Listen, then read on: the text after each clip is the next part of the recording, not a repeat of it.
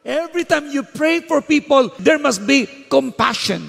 Kapag compassionate ka, the Lord will anoint you. Akala nyo, ang inyong apostle, bishop art lang, ang nakakagawa nito? No! Ikaw at ako ay anointed ng Diyos na buhay. Ang taong puno ng pag-ibig, may anointing. You are anointed.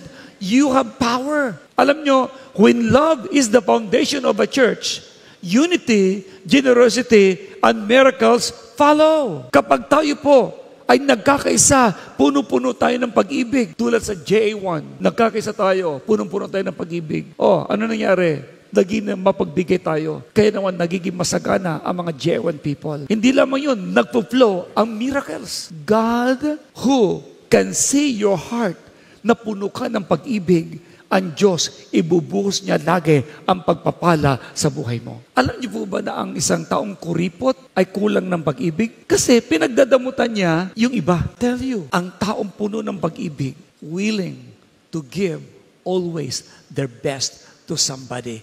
Especially, they will love the Lord their God. Bakit ang bilis lumago ang JA1 Church worldwide? Because of love.